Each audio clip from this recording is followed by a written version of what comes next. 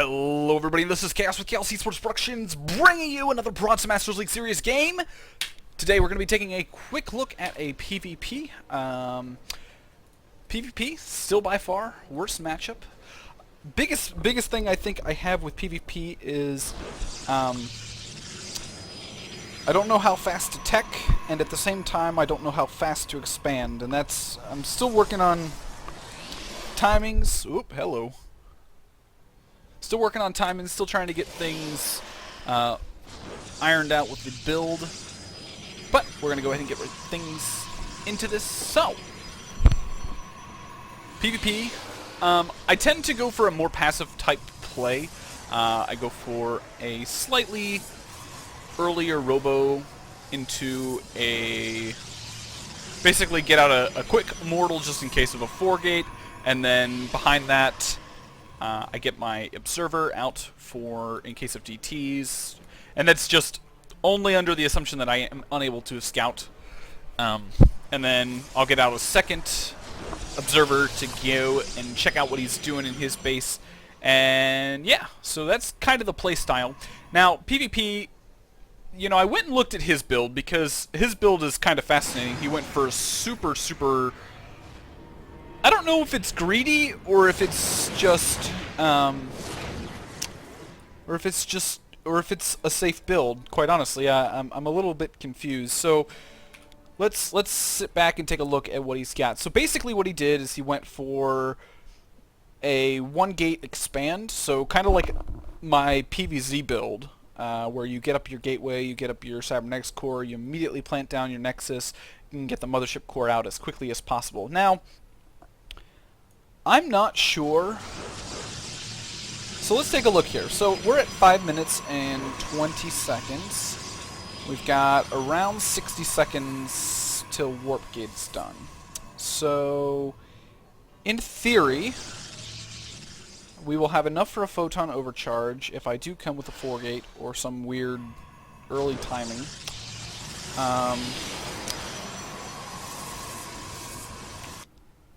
And at the 6:25 mark, we will have our warp gate done. So basically what this does is, if I hit him with the earliest 4-gate that I possibly could, which would be at 5 minutes and 45 seconds, he would be able to photon overcharge, and photon overcharge, I believe, lasts 30 seconds, which gives him just enough time to finish warp gate research, turn these into warp gates, and start warping in units.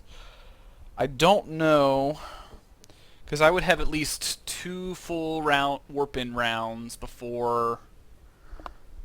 Yeah, I'm going to say that this build is very punished by an early 5-stalker... I don't want to call it a rush, but yeah, a 5-stalker rush. Basically, off of 2 gates, you chrono out 2 stalker, or 4 stalkers as quickly as possible, and then the 5th one you let go, you queue up, and you send your 4 stalkers across the map, and by the time the 5th one hits, you can basically hit kind of a pseudo timing where if he doesn't really have anything out, you can punish him because he didn't build units, and then behind that you can actually expand. So I think from a PvP perspective, I'm going to probably be trying that build out in my latter games. So yeah, so we'll go ahead and continue watching. So yeah, so going to be getting the Immortal out. I went ahead and got a Century just to be able to hold this ramp in case anything early was coming. And quite honestly, I think I could have probably skipped this and gone with like a Stalker, just because I saw the expansion early enough. You know, that's a pretty good indication that I'm not going to be seeing any, you know, too much pressure. So yeah, so going to be getting up an Immortal and then 2 Observers. First Observer is just in case of Dark Templar, and then the second Observer is basically just in case of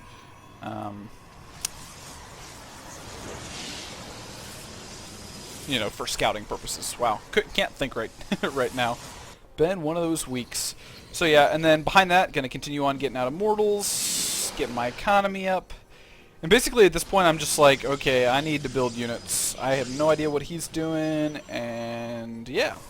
So finally, once this observer gets across the map... Oop.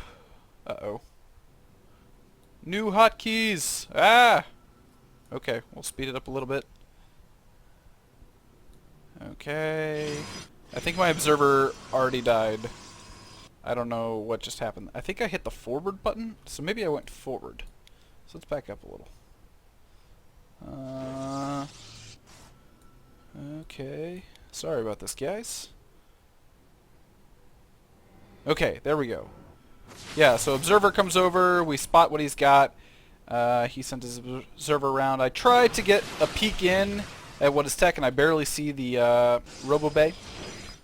So I know that's what he's thinking. Now, I think what happened is this guy was supposed to build the robotics bay, but when this immortal got in the way, he just decided he didn't want to do it.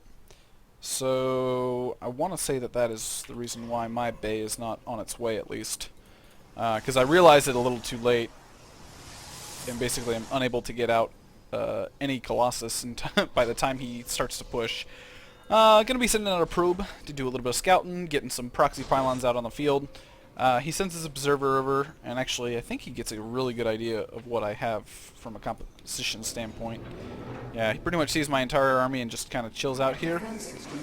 I sent in a unit over here to kind of get a better feel for his. Oh, that was a hallucinated Phoenix.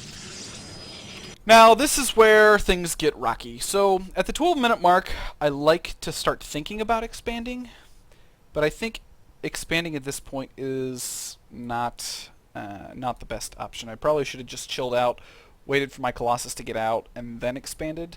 And then, on top of that, I probably should have expanded here rather than down here. Probably would have been a safer bet. But, so yeah, so basically at this point we're going to be getting up... Oh, so I see his army. He comes out, takes out the probe that's sitting out here on the watchtower, and I have to posture in such a position that I'm down in this valley, which honestly is not the best position ever. And then these immortals are way out of position. I should have kept these immortals kind of back towards the Nexus and then let the zealots and sentries kind of chill out in the front, but so he gets a free immortal for, you know, no damage whatsoever. And actually, with him having the zealot count, he basically just is able to walk all over me. And the Colossus definitely don't help. And at this point I'm just like, well, this is not going very well.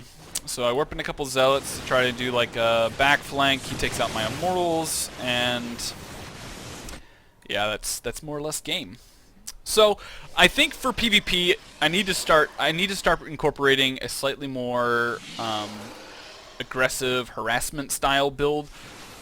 I've been looking at this 5 Stalker Rush type build, and it seems to do fairly well. So I'll definitely be looking at that build here shortly. So I think that's all I really have to talk about this game. A few things that I do want to make comment of. I am planning on starting a new series, kind of going over more basic mechanics, things you should think about, how to increase your APM, and things of that nature. So if you guys have any ideas of topics that you want to hear me talk about, feel free to leave those in the comments. I would be more than happy to talk about some of the things that I have been hearing in my comments from previous videos. The most common question is, you know, I've got 45 APM, how do I increase my APM? And I can go through some of the mechanics of what you need to work on. You know, my APM sits around anywhere from 100 to 250 on a good day. So it just depends.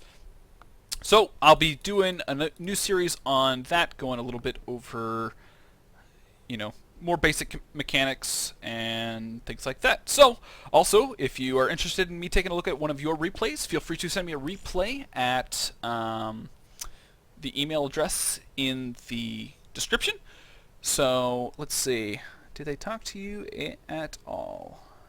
Oh, I've got a casting thing tonight, so I need to follow up with that here. So, I guess I will go ahead and leave it at that. I hope you guys enjoyed. Feel free to like, subscribe, do all the wonderful things. Feel free to share with your friends who might be having trouble as Protoss players.